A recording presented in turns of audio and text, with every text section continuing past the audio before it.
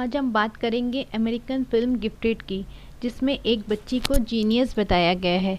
इस कहानी को सुनने के बाद आपको एक बात समझ आ जाएगी कि इंसान के लिए क्या ज़रूरी है, जीनियस होना या ज़िंदगी खुल के जीना। ये कहानी शुरू होती है फ्लोरिडा के एक छोटे से घर से, जिसमें मैरी अपने डैड के साथ रहती है। उसके डैड का नाम फ्रैंक है। फ्रैंक मैरी को पहली बार स्कूल भेज रहा है, पर मैरी जाना नहीं चाहती। पर फ्रैंक उसे कहता है कि तुम्हारी मॉम यही चाहती थी और तुम्हें जाना पड़ेगा। वो मैरी को स्कूल भेज देता है। तभी उसके घर की ओनर आती है। वो कहती है कि तुमने मैरी को स्कूल भेजकर अच्छा नहीं किया, अब भी तुम्हारे पास मौका है। पर फ्रैंक नहीं मानता और वो वहाँ से चले जाती है। वहीं स्कूल में दिखाया जाता है मैरी का आज पहला दिन है और क्लास में उसकी टीचर सब बच्चों से पूछती है कि 2+2 कितना होता है। एक बच्चा जवाब देता है 4। मैरी इन सब सवालों से परेशान और बोर होती रहती है।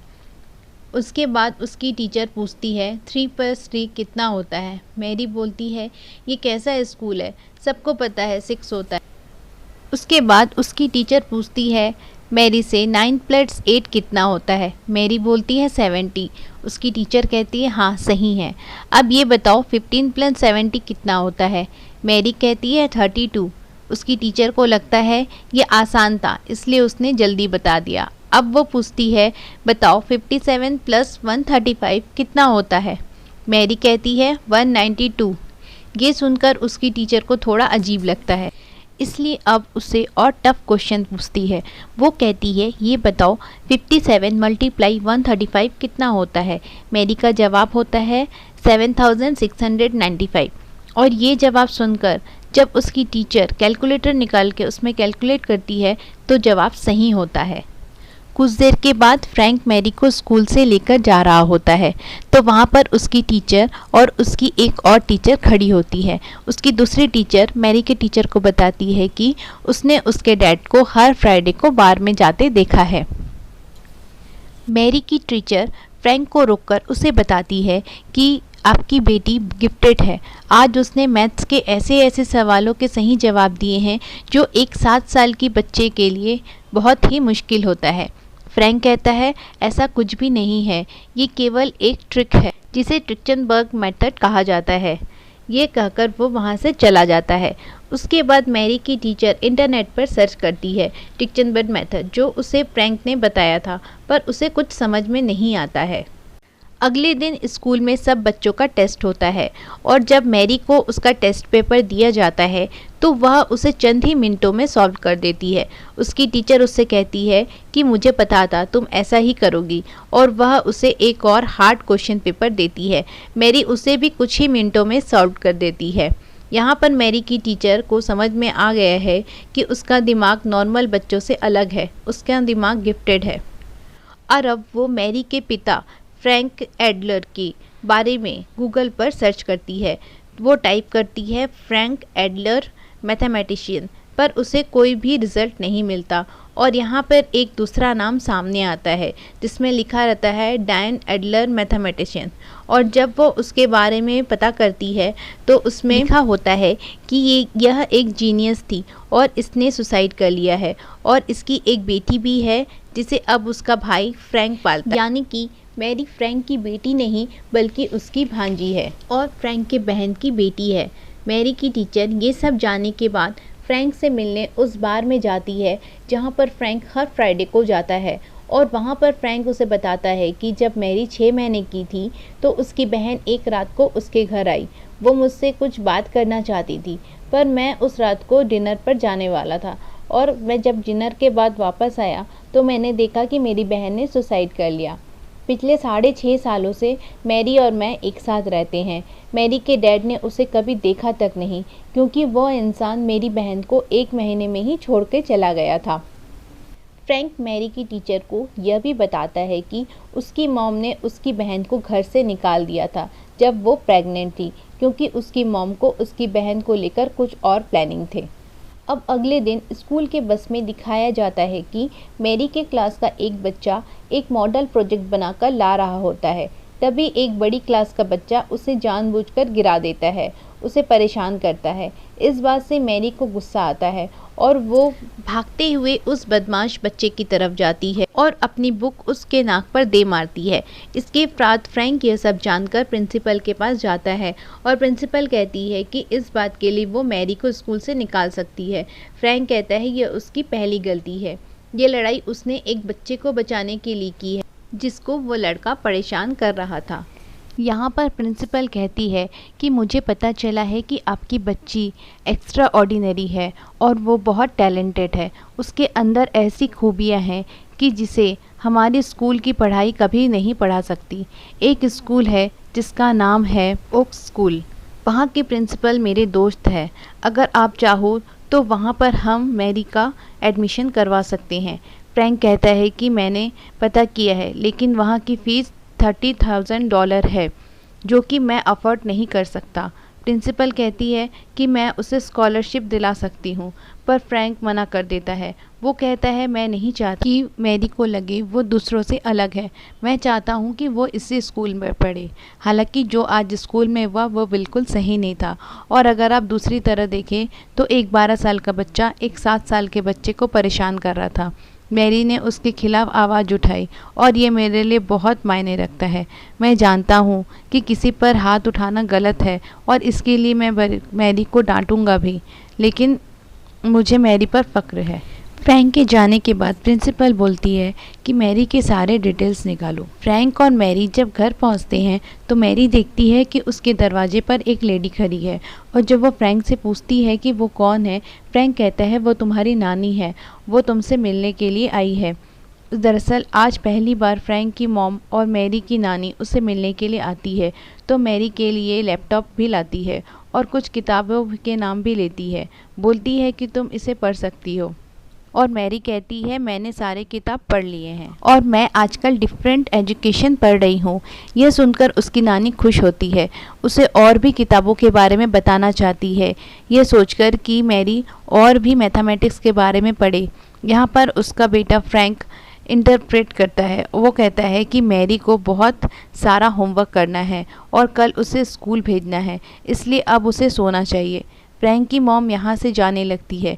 फ्रैंक की मॉम ये नहीं चाहती कि मैरी यहाँ पर रहे क्योंकि उसे अब यह पता चल चुका है कि वो एक जीनियस है, जैसे कि अपनी बेटी थी। वो जाने से पहले फ्रैंक से ये कहती है कि जिस जगह पर तुम रह रहे हो वो मैरी के लिए बिल्कुल ठीक नहीं है, ख़ास तौर पर वो स्कूल जहाँ पर वो पढ़ती है। फ्रैंक अपनी मॉम से कहता है कि आपको वापस चले जाना चाहिए, लेकिन उसकी मॉम मैरी को अपने साथ लेकर जाना चाहती है, इसलिए वह फ्रैंक को एक बार फिर से बुलाती है। वो कहती है मैरी एक जीनियस है, उसकी ज़िंदगी यहाँ पर बर्बाद हो जाएगी।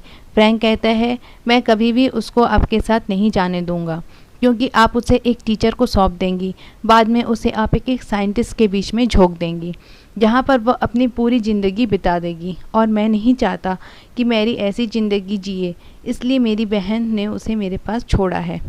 फ्रैंक की मॉम कहती है ये उसकी सबसे बड़ी गलती थी, उसे कभी भी सही गलत की पहचान नहीं थी। अगर पहचान होती तो नार्वसटॉक के क्वेश्चन को सॉल्व कर देती और दुनिया की एक महान गणितज्ञ बन जाती, पर वो नहीं कर पाई क्योंकि वो कमज़ोर थी, अपने पिता की तरह, अपने भाई की तरह। अगर तुमने मुझे मैरी को नहीं ले जाने दिया तो अगली मुलाकात हमारी कोर्ट में होगी। और इसके बाद वो वहाँ से चली जाती है। फ्रैंकी और उसकी मॉम की मुलाकात कोर्ट में होती है। जज कहते हैं अच्छा तो ये होगा कि आप दोनों आपस में समझौता कर लें। यहाँ पर मैरी की नानी को उसके मिलने की परमिशन मिल जाती है। कुछ दिनों के बाद फ्रैंक को एक लेटर मिलता है जो कोर्ट की तरफ से होता है। उसमें लिखा होता है कि मैरी की नानी मैरी को अपने साथ 2 दिनों के लिए लेकर जाना चाहती है और उसे मैरी को भेजना हो। मैरी अपनी नानी के साथ उसके घर बोस्टन चले जाती है और वहाँ पर मैरी को बहुत अच्छा लगता है और अगले दिन उसकी नानी उसे यूनिवर्सिटी लेकर जाती है। दरअसल वो उसे एक प्रोफेसर से मिलवाना चाहती है। मैरी की नानी उसे बताती है कि तुम्हारी मॉम मैथमेटिक्स के एक प्रॉब्लम पर काम कर रही थी और वो उसका नाम था नार्वसटॉक, वो उसे सुलझा नहीं पाई। वो मैरी को दीवार पर मैथमेटिक्स के 7 प्रॉब्लम्स दिखाती है। वो कहती है कि इन 7 में से आज तक केवल एक ही को सुलझाया गया है। वहाँ पर एक मैथमेटिशियन की फ़ोटो लगी हुई होती है। वो कहती कि अगर तुम्हारी मॉम ने इस प्रॉब्लम को सुलझा लिया होता जिस पर वो काम कर रही थी तो आज उसकी फ़ोटो यहाँ पर होती। मैरी कहती है कि हो सकता है कि कभी मेरी फ़ोटो यहाँ पर लगे। उसके बाद उसकी नानी उसे हॉल में लेकर जाती है जहाँ पर बोर्ड पर मैथमेटिक्स की प्रॉब्लम लिखी हुई होती है। यहाँ पर एक प्रोफेसर होता है और मैरी को कहता है कि उसे इसे सॉल्व करना है। मैरी बहुत देर तक प्रॉब्लम को देखती रहती है पर वो कोई जवाब नहीं देती है। प्रोफेसर मैरी को कहता है कि क्या तुम इस छोटी सी प्रॉब्लम को सॉल्व नहीं कर सकती। मैरी कहती है यह छोटी प्रॉब्लम नहीं है, ये तो बहुत बड़ी प्रॉब्लम है। ये सुनकर प्रोफेसर मैरी की नानी की तरफ एक नाउम्मीदी भरी नज़रों से देखता है। मैरी की नानी उसे यहाँ से लेकर जा रही होती है। वो बहुत गुस्सा होती है। मैरी पूछती है कि क्या आप मेरे ऊपर गुस्सा हो। उसकी नानी कहती है नहीं, उस प्रोफेसर पर। उसे क्या लगा था कि तुम अंदर जाते ही इतनी बड़ी प्रॉब्लम को सॉल्व कर दोगे। मैरी कहती है कि उसे सॉल्व नहीं किया जा सकता क्योंकि वो गलत था। ये सुनकर उसकी नानी हैरान हो जाती है। वो कहती है कि कैसे। मैरी बताती है वो वहाँ पर नेगेटिव साइन लगाना भूल गए थे जिसकी वजह से पूरी प्रॉब्लम गलत हो गई, इसलिए उसे सॉल्व नहीं किया जा सकता था। ये सुनने के बाद मैरी की नानी उसे वापस उसी जगह पर ले जाती है और इस बार मैरी उस प्रॉब्लम को ठीक करके उसे पूरी तरह से सॉल्व कर देती है। प्रोफेसर मैरी से पूछता है कि जब तुम्हें पता था ये प्रॉब्लम गलत है तुमने बताया क्यों नहीं। मैरी कहती है कि मामा ने मना किया है कि बड़ों की गलती नहीं बताते, उन्हें बुरा लगता है। यहाँ पर एक बात साबित हो जाती है कि मैरी एक जीनियस है। जिस तरह से उसकी मॉम एक महान मैथमेटिशियन थी, शायद मैरी अपनी मॉम से भी आगे है। अब मैरी के लिए कोर्ट में बहुत सारी सुनवाइयाँ चलती है और मैरी की नानी से पता चलता है कि उसकी मॉम ने कभी किसी गेम में हिस्सा नहीं लिया, नहीं पिकनिक पर गई और न ही उसके कोई दोस्त थे। उसकी ज़िंदगी में एक ही चीज़ थी, वो थी मैथमेटिक्स। डियान का मॉम का मानना था कि वो एक जीनियस थी। यहाँ पर फ्रैंक का वकील उससे पूछता है कि अगर आपकी बेटी को मैथमेटिक्स में इतनी रुचि थी तो वो आपके पड़ोस के लड़के के साथ भाग क्यों गई। यहाँ पर उसकी नानी बताती है वो केवल 17 साल की थी उस वक्त। उसे उस वक्त सही और गलत का कुछ पता नहीं था। फ्रैंक की मॉम फ्रैंक पर इल्ज़ाम लगाती है। वो बोलती है वो मैरी को अच्छी लाइफ नहीं दे सकता, वो उसे अच्छे स्कूल नहीं भेज सकता। उसने किसी लड़के से भी वहाँ पर लड़ाई की थी। यहाँ पर मैरी ने जिस बच्चे को मारा था उस बच्चे का मुद्दा उठाया जाता है। हालांकि फ्रैंक पहले एक टीचर था, वो असिस्टेंट प्रोफेसर था, पर अब उसने वो काम छोड़ दिया है और अब वो बोर्ड ठीक करने का काम करता है, इसलिए उसके काम पर भी सवाल उठाए जाते हैं। वो कहते हैं तुम मैरी को अच्छा एजुकेशन नहीं दे सकते, तुम्हारे पास हेल्थ इंश्योरेंस भी नहीं है, साथ ही साथ मैरी को ऑक्स की जो स्कॉलरशिप मिल रही थी तुमने उसे भी ठुकरा दिया। फ्रैंक कहता है कि मेरी बहन हमेशा से यही चाहती थी कि उसकी बेटी को एक आम जिंदगी मिले, वो एक आम स्कूल में पढ़े, आम बच्चों के साथ खेले, उनसे दोस्ती करे। जो सब उसे नहीं मिला वो सब अपनी बेटी को वो देना चाहती थी। यहाँ पर मैरी के पिता भी आते हैं और वो सिफारिश करते हैं कि मैरी को उसकी नानी को दे दिया जाए, पर उसने कभी अपनी बेटी को देखा तक नहीं। तो कोर्ट को ये समझ में आ जाता है कि मैरी की नानी ने उसे यहाँ पर बुलाया है, इसलिए उसकी बात का कोई तवज्जो नहीं दी जाती। हालांकि ये केस पूरी तरह से फ्रैंक के फेवर में है, लेकिन एक चीज़ उसके फेवर में नहीं है और वो ये है कि उसकी फाइनेंशियल कंडीशन। हो सकता है कि उसकी फाइनेंशियल कंडीशन की वजह से केस उसके पक्ष में न जाए और मैरी को उसकी नानी को दे दिया जाए। वहीं मैरी की नानी को भी ये डर होता है कि बचपन से फ्रैंक ने मैरी को पाला है, इसलिए हो सकता है कि जज उसकी कस्टडी उसे दे दे। एक दिन फ्रैंक का वकील फ्रैंक के पास आता है और वह उसे कहता है कि तुम्हारी मॉम के वकील का कॉल आया था। उसने कहा है क्यों ना हम कोई बीच का रास्ता निकालें।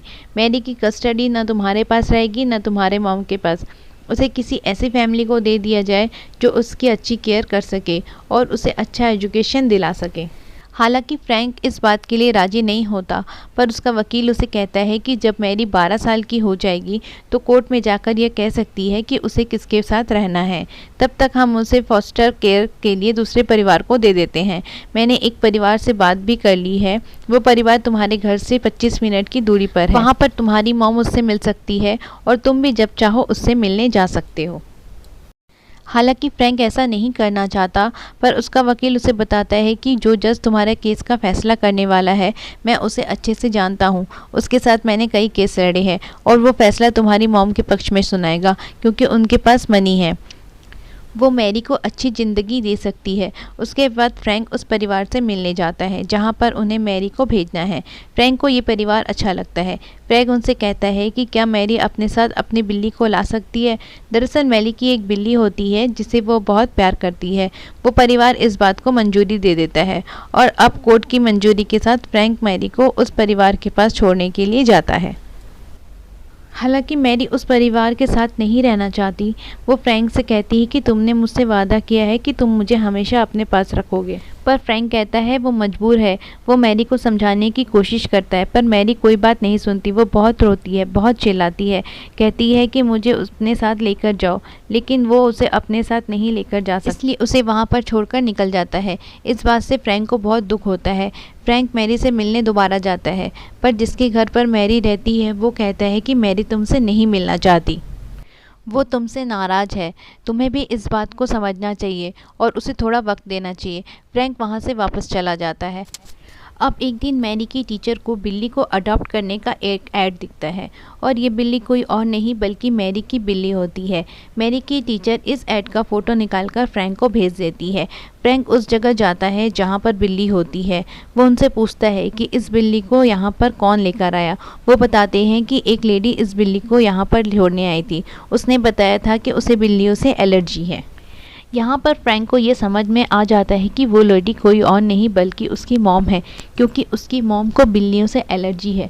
वो अपनी मॉम की पूरी चालाकी समझ जाता है और अब वो उस घर में जाता है जहाँ पर उसने मैरी को छोड़ा था।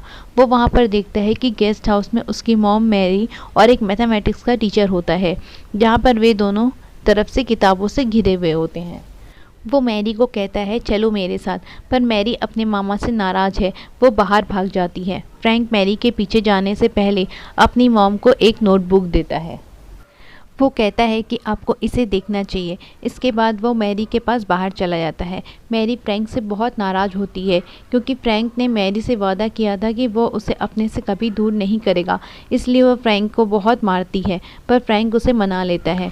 इसके साथ वो उसे बताता है कि तुम्हारी बिल्ली अब मेरे पास है, वह घर पर खेल रही है और तुम्हारा इंतज़ार कर रही है। फ्रैंक एक बार फिर से अंदर अपनी मॉम के पास जाता है, जहाँ पर उसके हाथ में वो नोटबुक होती है जो फ्रैंक ने उसे दी थी। उस नोटबुक में लिखा होता है उसकी बहन डियान ने अपने रिसर्च को पूरा कर लिया था, यानी कि मैथमेटिक्स का वो प्रॉब्लम जिसे वो सुलझाना चाहती थी उसने उसे सुलझा लिया। पर फ्रैंक की मॉम को इस बात पर यकीन नहीं होता। वो कहती है अगर डियान ने ये किया हो तो वो सबको बताती, दुनिया के सामने इस बात को लाती। फ्रैंक बताता है कि डियान ने मुझसे वादा लिया था कि इस नोटबुक को मैं मरने के बाद पब्लिश करूं। उसकी मॉम कहती है कि उसे मरे हुए 6 साल हो चुके हैं। फ्रैंक कहता है कि वो अपनी मौत की बात नहीं कर रही थी। दरअसल डियान अपनी मॉम की हेलीकॉप्टर पेरेंटिंग से इतनी परेशान थी कि वो अपनी ज़िंदगी में अपनी मर्जी से कुछ नहीं कर पाई। हालांकि उसने मैथमेटिक्स के एक बहुत बड़े प्रॉब्लम को सॉल्व कर लिया था, पर वो अपनी ज़िंदगी से हार गई थी, इसलिए वो अपनी मॉम से नाराज़ थी। अपने भाई को उसने इसलिए कहा था कि मॉम की मृत्यु के बाद इसे पब्लिश करना। फ्रैंक अपनी मॉम को कहता है कि मैं मैरी को अपने साथ ले जा रहा हूँ, वैसे भी अब आपके पास टाइम नहीं होगा, इन सारी चीज़ों को प्रूफ करने में आपको कई साल लग जाएंगे। ये कहकर वो फ्रैंक मैरी को लेकर वहाँ से चला जाता है। यहाँ पर फ्रैंक की मॉम को आंखों में आंसू होती है और पछतावा होता है, पर अब ज़िंदगी बहुत आगे निकल चुकी है। मैरी अब फ्रैंक के साथ रहती है। उसकी ज़िंदगी नॉर्मल बच्चों की तरह है, नॉर्मल बच्चों के साथ खेलती है, नॉर्मल बच्चों के साथ बाग में जाती है। वो हर काम करती है जो नॉर्मल बच्चे करते हैं, जो उसकी मॉम डियान ने कभी नहीं किया था। साथ ही साथ वो कॉलेज लेवल का एजुकेशन भी लेती है। बुरी कहानी गिफ्टेड मूवी की। इस कहानी के जरिए हमें यह बताया गया है कि इंसान कितना भी जीनियस क्यों ना हो, उसे अपनी ज़िंदगी खुल के जीनी चाहिए।